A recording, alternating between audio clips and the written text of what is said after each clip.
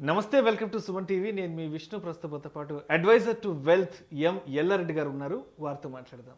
నమస్తే యెల్లా రెడ్డి గారు. నమస్కారం అండి. యెల్లా రెడ్డి గారు, ఆల్మోస్ట్ మీతో సెషన్ చేసి 1 month అవుతుంది కదా. సో ఈ టైం గ్యాప్లో చాలామంది సుమన్ టీవీ ప్రేక్షకులు, తర్వాత మీ అభిమానులు ఫ్రీక్వెంట్గా మెయిల్స్ ఇస్తున్నారు. నెక్స్ట్ యెల్లా రెడ్డి గారితో సెషన్ ఎప్పుడు ఉంటుంది ఏంటంటే కూడా. సో అందుకే ఎంత ఉన్న పలంగా ఇవాళ మిమ్మల్ని థ్యాంక్ యూ వెరీ మచ్ అండి అందరికీ కూడా స్టూడియోకి ఇన్వైట్ చేశాను. అయితే ఒక టాపిక్ గురించి అడగదాం అనుకుంటున్నా. ఇవాళ మీరు వస్తున్నారని తెలిసి ఒక టాపిక్ గురించి ప్రిపేర్ అయ్యాను. ఈ సంపద సృష్టి అంటుంటారు కదా, అసలు నిజంగా ఎంత సంపాదించి పోగు చేసి పెట్టుకుంటే సంపదను సృష్టించినట్లు? సో మీ స్వీయ అనుభవం ద్వారా మరి దీనికి మీరేం చెప్తారు? ఓకే అండి. మేము జనరల్లీ చాలామంది మమ్మల్ని కలవడానికి వస్తారు. రోజు ఎంత లేదన్నా ఒక 3-4 అన్నా కూడా జస్ట్ అపాయింట్మెంట్ తీసుకొని వస్తుంటారు. So we got very good experiences మాకు వస్తూ ఉంటాయండి కస్టమర్ల దగ్గర నుంచి. వాళ్ళ ఎక్స్పీరియన్స్ చెబుతూ ఉంటారు. ఒక్కొక్కసారి చాలా బాధ అనిపిస్తుంది. ఎందుకంటే most of the people, almost 95% of the people ఎలా ఉంటారు అంటే ఇన్ఫ్లేషన్ బీట్ చేసే ప్రొడక్ట్స్ గురించి అసలు అవగాహనే ఉండదు. ఇన్ఫ్లేషన్ని బీట్ చేసే ప్రొడక్ట్స్ అంటే investment options or instruments, bank FD, post office, ఇవన్నీ కూడా ఓకే, రాంగ్ ప్రోడక్ట్ ఏమి కాదండి. ప్రతిదానికి ఒక్కొక్క వాల్యూ ఉంది, ఒక్కొక్కరికి వాళ్ళ రిక్వైర్మెంట్ బట్టి ఉంటుంది. బట్ రాంగ్ ఇన్వెస్ట్మెంట్స్ అనేవి చేస్తూ ఉంటారు. లాంగ్ టర్మ్కి షార్ట్ టర్మ్కి ఆ డిఫరెన్సెస్ ఏమీ చేయకుండా జస్ట్ ఏదో క్యాజువల్లీ చేసేస్తారు. మార్కెట్ గురించి అవగాహన లేకుండా, మార్కెట్ గురించి అసలు ఇన్వెస్ట్మెంట్ రెవెన్యూస్ గురించి అవగాహన లేకుండా, రిటర్న్స్ ఏ స్థాయిలో ఉంటాయి. యాక్చువల్లీ ఇక్కడ చూసుకుంటే అండి, FDs are very good if it is long short term. Mutual fund equity is very bad if it is short term. So ఏటికి ఏ ఇన్స్ట్రుమెంట్ దేనికి వాడాలి అనేది అసలు అవగాహన లేదు. ఫస్ట్ ఆఫ్ ఆల్ ఇన్ఫ్లేషన్ అంటే జనరల్లో ఒక అవగాహన అంటూ చాలా మందికి లేదండి. అక్కడి నుంచి ద్రవ్యోల్బలము, ఇన్ఫ్లేషన్, ధరల పెరుగుదల, ఇలాంటివన్నీ ఏదో క్యాజువల్లీ రోజు చూసేదే, కానీ దాన్ని ఏంటంటే టెక్నికల్గా తెలియదు. అలాంటి వాళ్ళు ఎక్కువ మంది ఉంటారు. నాట్ ఓన్లీ అన్ఎడ్యుకేటెడ్ కానీ చాలామంది మంచి శాలరీస్ ఉన్న వాళ్ళకు కూడా అది లేకుండానే ఉంటారు. సో ఇక్కడ మేము వచ్చేపాటికి ఏంటంటే, being a financial advisers, first totally వాళ్ళ పోర్ట్ఫోలియో మొత్తం చూసి వాళ్ళు ఎక్కడెక్కడ చేస్తున్నారు, ఎక్కడెక్కడ చేయాలి, అసలు ఎంత చేయాలి, ఎందుకు చేయాలి, అక్కడి నుంచి మేము ఒక్కొక్కటి వరుసగా తీసుకుంటూ వస్తాం. ఫస్ట్ చాలామందికి ఏంటంటే, మీ గోల్స్ ఏంటి అని అడుగుతాము. ఫస్ట్ క్వశ్చన్ ఏదో 2-3 చెబుతారు. Childrens education, children marriage, home తీసుకోవాలండి, అంతే. రిటైర్మెంట్ అన్నవాడు జనరల్లీ మేము వినమండి. ఆలోచన ఇప్పుడు కదా 55 వచ్చాక 60 వచ్చాక ఇప్పుడు ఏం పని చాలా అందరికి నేను ప్రతి ఒక్కరికి కూడా వాళ్ళ గోల్స్ రాసేటప్పుడు ఆ ఫస్ట్ కాలం వదిలిపెట్టి వాళ్ళు చెబుతారేమో అని వాళ్ళు చెప్పిన పాయింట్ల్లో రాసుకుంటూ వస్తాను. ఫస్ట్ పాయింట్ వదిలేసి మిగతా అన్ని పాయింట్స్ చెబుతూ వస్తారు. సో ఫస్ట్ వాళ్ళ నీడ్స్ ఏంటి, గోల్స్ ఏంటి, దేనికి ఏ నీడ్కి ఎంతెంత పెట్టాలి ఏంటి అక్కడ చేసుకుంటూ వస్తాం. అన్నిటికన్నా ఒక జనరల్లీ ఇన్వెస్ట్మెంట్ దగ్గరికి వచ్చేపాటికి, మీరు అన్నట్టుగా వెల్త్ క్రియేషన్ అనే టైంకి వచ్చేపాటికి ఆ అవగాహన లేకుండా కొంతమంది ఏంటి అంటే, ఈరోజు 1 లక్ష పెట్టామండి, 5 ఏళ్ళు అయింది, డబుల్ అయింది సార్, తీసేసాము అంటే. వెల్త్ క్రియేషన్ అన్నదానికి ఒక్కొక్క వ్యక్తికి ఒక్కొక్క రకమైన అవగాహన ఉంది.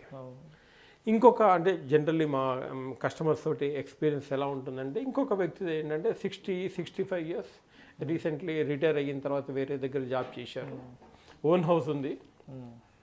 ఆయన దగ్గరికి వెళ్ళి మామూలుగా ఇట్లా మంచి రిటర్న్స్ వస్తాయి అంటే, సార్ యెల్లా రెడ్డి గారు ఎప్పుడు మనీ అంటారేంటి, నా దగ్గర ఆల్రెడీ 2 కోట్లు ఉన్నాయండి, ఇల్లు ఉంది, నేను ఇంకెంతకాలం ఉంటానో నాకు తెలియదు, ఇప్పుడు 65, పిల్లలు సెటిల్ అయిపోయారు, ఇప్పుడు 2 కోట్లు, 4 కోట్లు ఇస్తారండి, మీరు ఏం చేసుకోవాలి నేను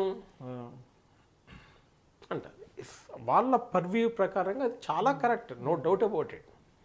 కానీ అదే వ్యక్తి దగ్గర ఈరోజు 2 కోట్లు లేకుండా జస్ట్ 10 లక్షలే ఉంటే మైండ్ సెట్ ఎలా ఉంటుంది? ఎనఫ్ మనీ ఉంది కాబట్టి మనీ గురించి ఆలోచించడం లేదు, కానీ రిలాక్స్డ్గా ఉంటున్నారు కాబట్టి రిలాక్స్ అయిపోతున్నారు. కాబట్టి అదే 10 లక్షలే ఉందనుకోండి, everything is money for them. Money తీసేయడానికి లేదండి.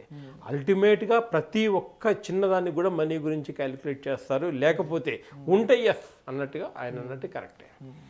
ఇంకా కొంతమంది దగ్గరికి వెళ్ళాను, అంటే ఇన్వెస్ట్మెంట్ పర్పస్లో వచ్చేపాటికి ఒక ఇండస్ట్రియలిస్ట్ దగ్గరికి వెళ్ళానండి.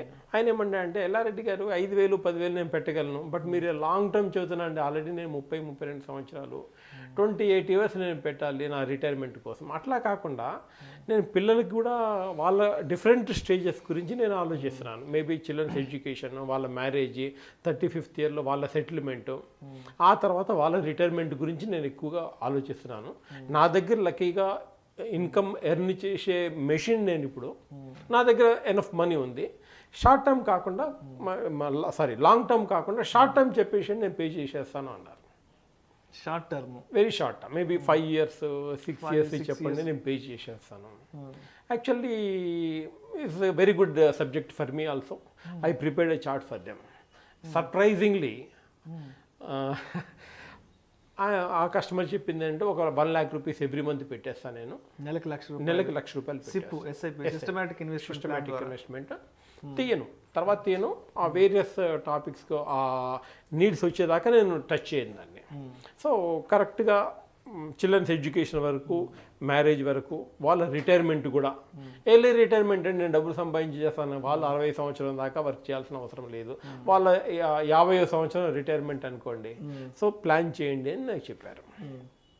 సర్ప్రైజింగ్లీ నేను క్యాలిక్యులేషన్ చేసి వాళ్ళ దగ్గరికి తీసుకెళ్ళిపోతే, ఆ పర్టికులర్ వ్యక్తి పెట్టడమే కాకుండా వాళ్ళ దగ్గరలో ఉన్న వాళ్ళ కొలీగ్స్ ఒక 10 మందితోటి ఇన్వెస్ట్ చేయించారు.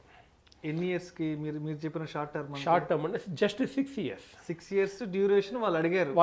అంత tenure వరకు మేము ఇన్వెస్ట్మెంట్ పెడతామని మీకు వాళ్ళు చెప్పడం. అంటే ఎవ్రీ మంత్ 1 lakh rupees చొప్పున, ఒక సంవత్సరానికి 12 లక్షలు అవుతుంది. Just 6 years only to pay.